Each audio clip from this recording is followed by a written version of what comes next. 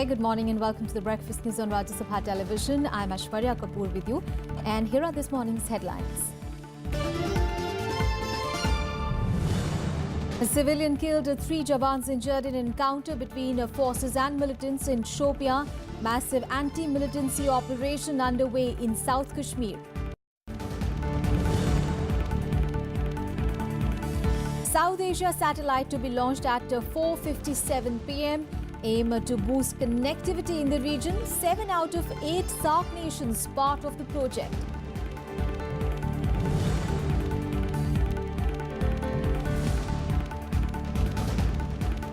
Election Commission to convene all-party meeting on 12th of May to discuss reliability of EVMs. 7 national parties and 49 state parties to be invited. Major win for Donald Trump. House of Representatives passes a healthcare bill aimed at repealing and replacing Obamacare.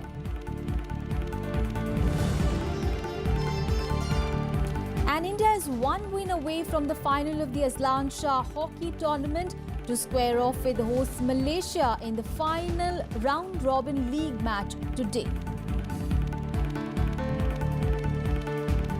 The situation in Jammu and Kashmir is our top focus, and a civilian has been killed and 3 army Jawans injured after an encounter broke out between the militants and security forces in Shopia district of South Kashmir on Thursday.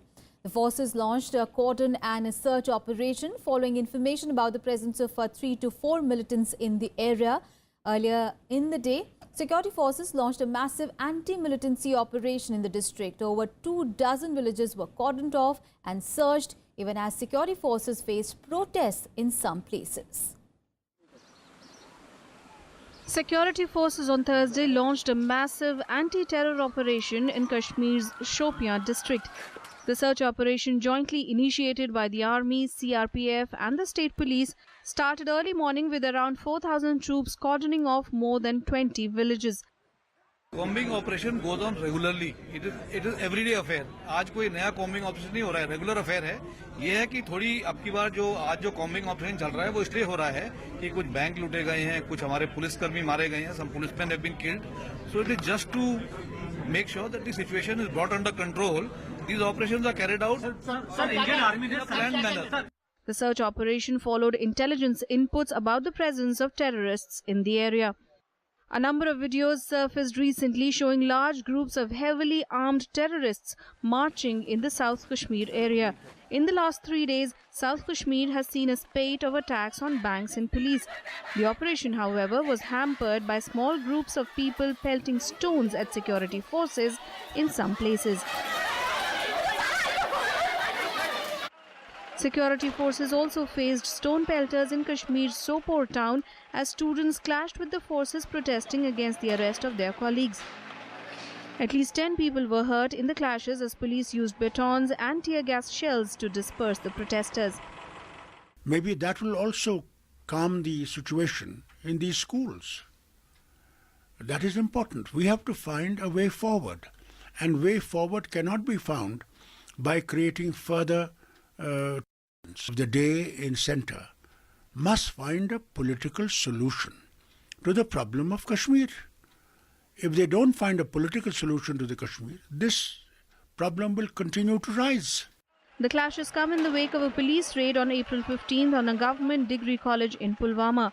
It triggered widespread student protests across the valley that have been continuing intermittently since then. Bureau Report, Rajya Sabha TV. And Army Chief General Bipin Rawat has pitched for increasing defence spending to enhance the strategic cloud. While addressing a defence think tank in Delhi, he said that the armed forces are not getting their due share of resources. He also underlined the need for India to look for new friends and allies in the wake of mounting tensions with Pakistan and China. General Rawat also spoke about the need for economic and military growth to go hand in hand for India to realize its true potential. He said, and I quote him, while we are developing our economy, the military is not getting its due share. I think here we need to draw a lesson from China. Military and economic growth should be conjoined as they are two tenets of national power, unquote. He also added, we have to start looking at how do we carry out counter-encirclement for our future adversaries. Developing alliances, developing friends to overcome the current deficiency is important. That must be a part of our strategic thought process, unquote. On to some other news now. At least 2 Naxal commanders were gunned down in retaliatory action by the CRPF after the Maoist attack in Chhattisgarh's Sukma district last week, in which 25 security personnel were killed. The new information surfaced after at least 11 suspects were rounded up for questioning by the CRPF and the state police since the 24th of April attack in Burkapal area. Now, some of these suspects who were allegedly involved in the attack will be arrested once the interrogation process is complete. Their interrogation may reveal further crucial details about the incident. On to our other top story. The Election Commission has convened an all-party meeting on 12th of May to discuss the issue of electronic voting machines. As many as 16 opposition parties have questioned the reliability of the EVMs. At a press conference last Saturday, Chief Election Commissioner Naseem Zaidi had said that efforts will be made to convince parties that the machines are reliable and tamper-proof. Recently, the opposition parties had urged the poll panel to revert to the ballot system. They claimed that the faith of the people in the electronic voting machines had been eroded. Now, 7 national parties and 49 state parties are likely to be invited for this all-party meet.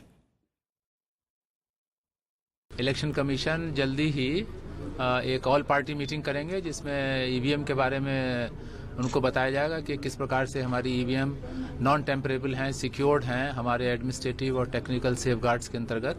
मेरे ख्याल में भारत पहला देश होगा जहां पे 100% VVPAT यानी कि पेपर ऑडिट ट्रेल का इस्तेमाल हर पोलिंग स्टेशन पर किया जाएगा और ऐसा करना मेरे ख्याल में वोटर्स के कॉन्फिडेंस को और भी बढ़ावा देगा और भी पारदर्शिता लाएगा पूरी इलेक्शन प्रोसेस में। And ISRO will launch the South Asia satellite aboard a GSLV Mk2 launch vehicle from Sriharikota today. Well, this is a dream project of Prime Minister Narendra Modi aimed at sharing the fruits of technology with India's neighbours. All the SAARC nations except Pakistan are partners of this satellite project. The South Asia satellite, also known as the GSAT-09 communication satellite, will be launched on Friday from the Satish Dhawan Space Centre in Sriharikota. The satellite will be launched using a geostationary launch vehicle Mk2. The launch will be India's gift to its neighbouring countries. आज के समय में हर country को अपना एक communication का satellite चाहिए होता है, तो श्रीलंका के पास किसी और कंट्री ने दिया हुआ है, बांग्लादेश फ्रांस के साथ रिलेशन डेवलप कर रहा है कि उनकी स्पेस एजेंसी उनको एक दे, और चाइना ने तो पाकिस्तान के लिए भी किया हुआ है। तो ये जो इसके जो बेनिफिट जो हम लोग चाहते हैं, हर एक कंट्री जो चाहती है, तो वो अगर हम लोग ये मिलकर ये काम करेंगे तो ये एक तरह से आपस में जो रिलेशंस हैं उनको सुधारने का भी काम करेगा, क्योंकि हम लोग एक सिंगल कंट्री से ऊपर उठकर हम लोग इसको देख रहे हैं, पूरे पर्सपेक्टिव में देख रहे हैं, जिसको हम लोग आज हम लोग बोलते हैं ग्लोबल विलेज है, पूरे का पूरा विश्व जो है उसी तरह से ये होगा। Built by ISRO, the South Asia satellite weighs 2,230 kilograms and has 12 Ku band transponders. The cost of the satellite is 235 crore rupees.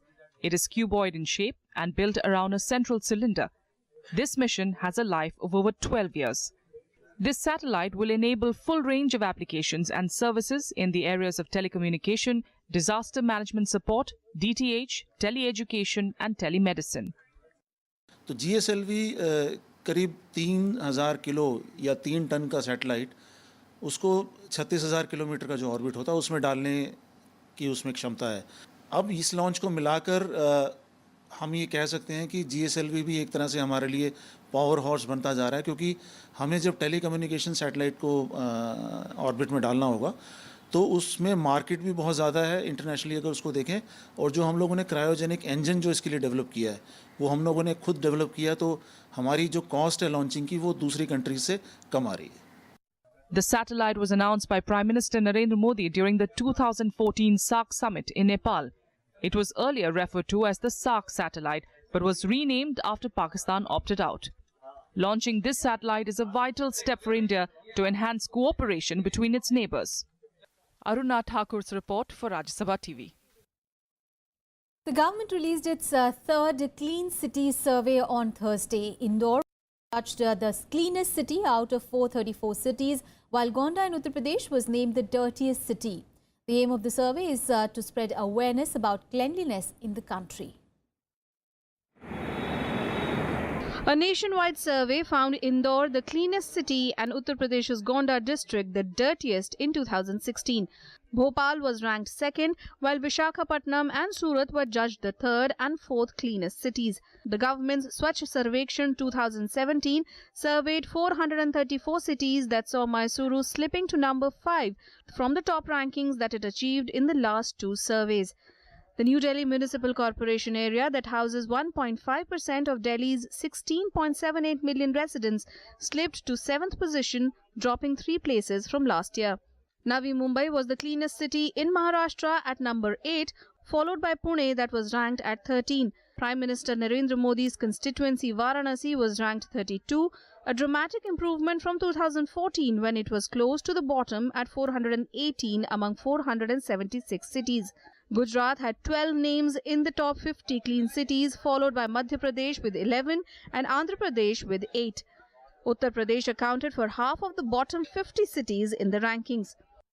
जो प्रथम स्थान में, द्वितीय स्थान में, तृतीय स्थान में, नहीं तो कम से कम टॉप 50 में पहुंच गया, उन लोगों ने क्या किया है, उनका उदाहरण से कुछ सीखना और अपना इलाका में भी ऐसी योजना अमल करने के लिए प्रयास करना, यही मुख्य उद्देश्य है. The survey was conducted for the third year and took into account 500 cities with a population of 1 lakh and above under the Swachh Bharat Mission Urban. Launched in 2014, the Swachh Bharat campaign aims to make India clean and open defecation free by 2019, the 150th birth anniversary year of Mahatma Gandhi. Cities were evaluated on 5 parameters: waste collection, solid waste management, construction of toilets, sanitation strategies and behavior change communication. Cities in West Bengal were not ranked as the state government did not participate in the survey. Bureau Report, Rajya Sabha TV. And in Breakfast News, we'll take a very short break here. We'll be right back. Stay tuned.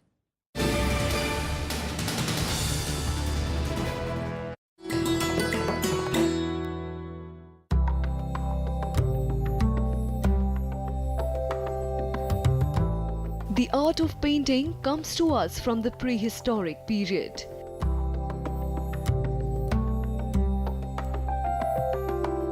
Paintings are also a valuable source of information about their age. Like this depiction of the wedding procession of Dara Shikoh. The eldest son of Mughal Emperor Shah Jahan had a Mughal wedding with distinctive Indian elements. Like the veil he wears, to the pomp and show of the Bharat in Hindu weddings.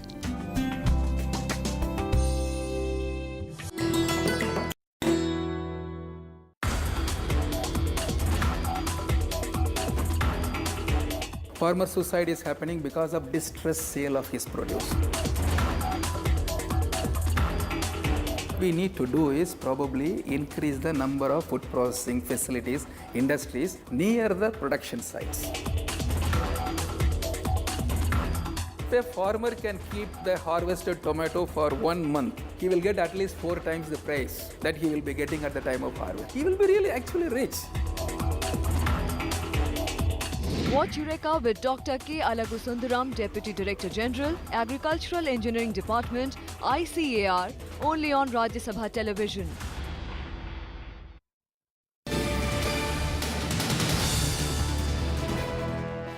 Welcome back after the break. The Supreme Court on Thursday refused to entertain a plea to make a Hindi language compulsory for school students of class 1 to 8 to promote national unity.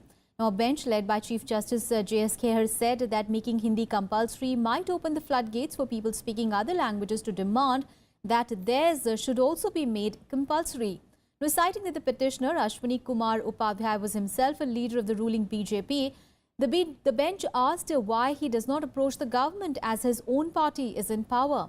The petitioner in the plea had referred to the constitutional provisions and the non-execution of the three-language formula enunciated in the 1968 National Policy Resolution by the Centre in consultation with the states. The plea said that the three-language formula provided for the study of Hindi, English and modern Indian language in Hindi-speaking states and Hindi, English and a regional language in the non-Hindi-speaking states is still not implemented.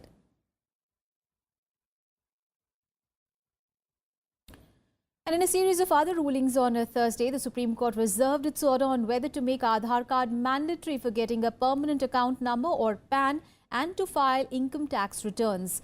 An apex court bench comprising of Justice Arjun Kumar Sikri and Justice Ashok Bhushan asked all the concerned parties to file their respective written submissions by Tuesday. Attorney General Mukul Rohtgi informed the apex court that Aadhaar is unique and could not be duplicated.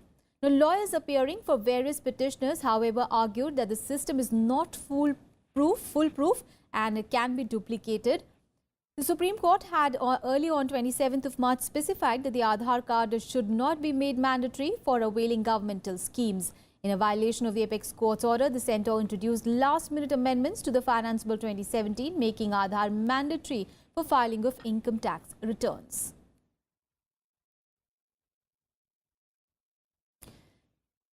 Let's get you some more news from across the nation in Nationwide.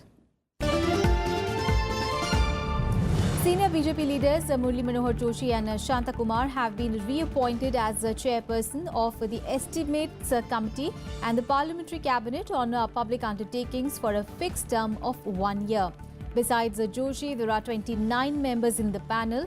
The functions of the committee are to suggest alternate policies and to bring about efficiency in the administration. The Agni-2 missile capable of carrying nuclear weapons was tested on Thursday in Baleshwar, Odisha, but the missile failed to meet the desired criteria. The missile was released from the mobile launcher on the integrated test range. The fire length is 20 meters and its weight is 17 tons, and it is capable of carrying 1,000 kilograms payload.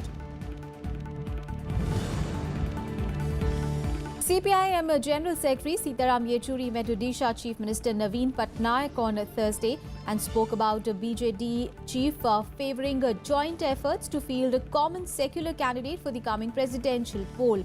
He emphasised on collective efforts for an acceptable common candidate to undertake a secular supervision as it is essential at this juncture.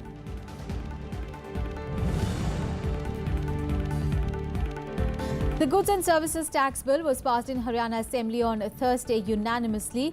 With this, the implementation tax on consumer goods would be reduced, benefiting the consumers. It would also build up confidence among the entrepreneurs on the country's economy and also attract a larger scale foreign investment.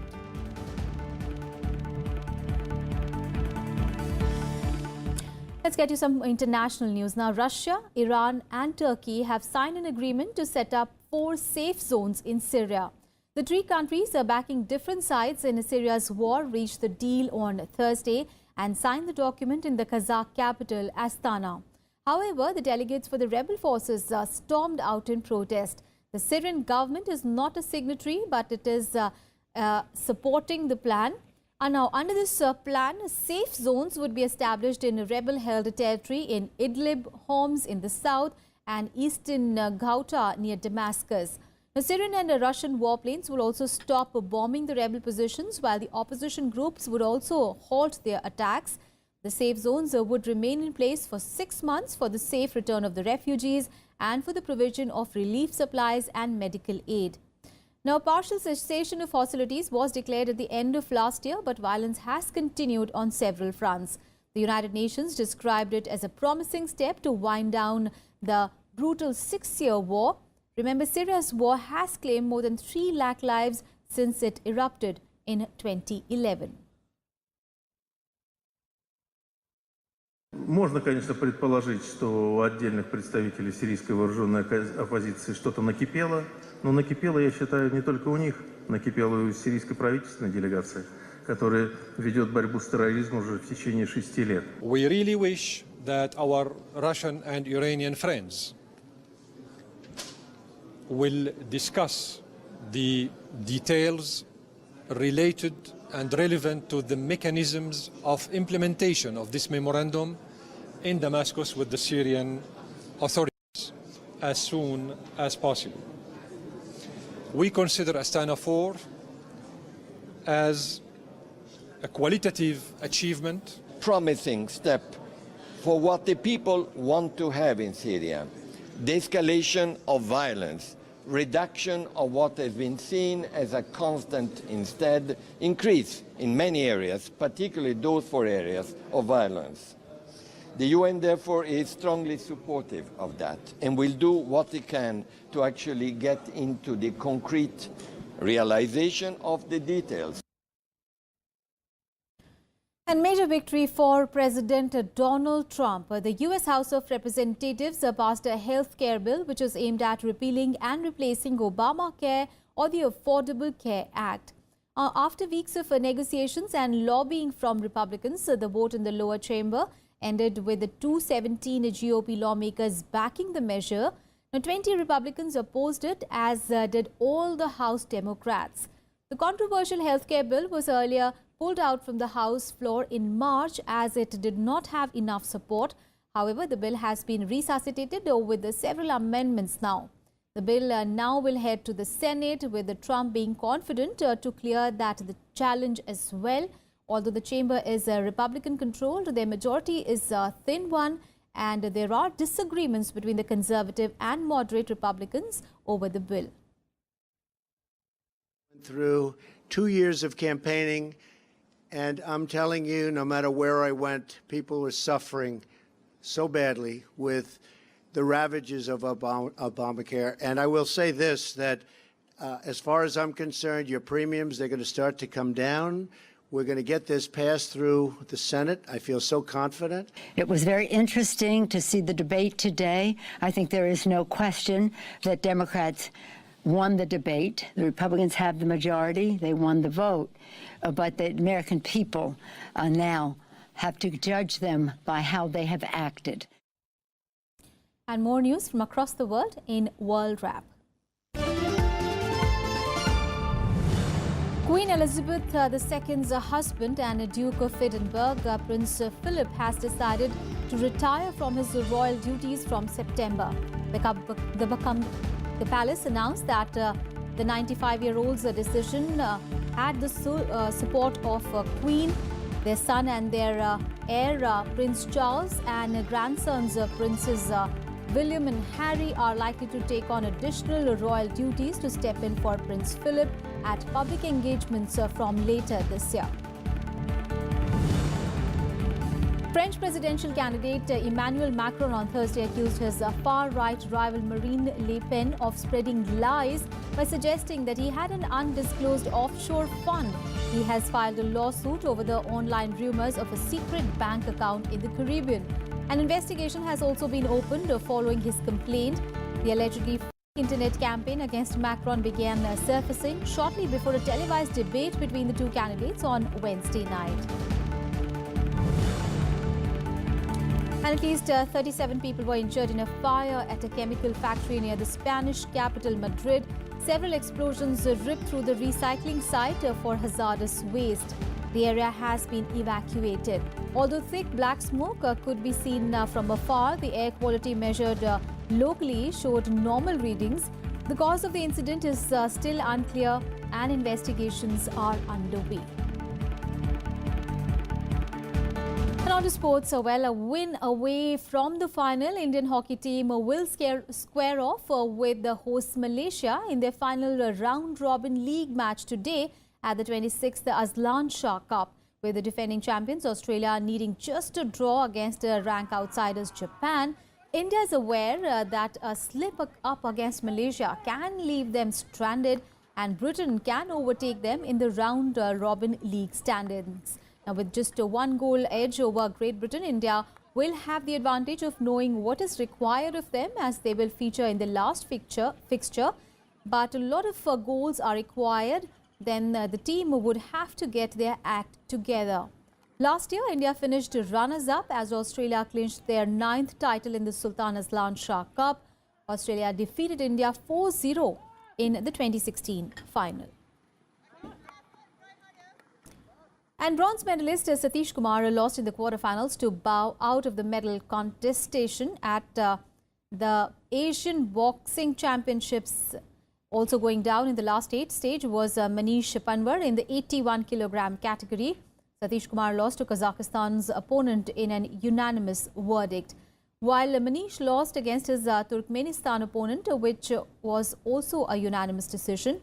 However, both the boxers are still in the fray for the berth in the upcoming World Championships in Germany. Both of them will have to fight it out in box-offs to be held on Saturday.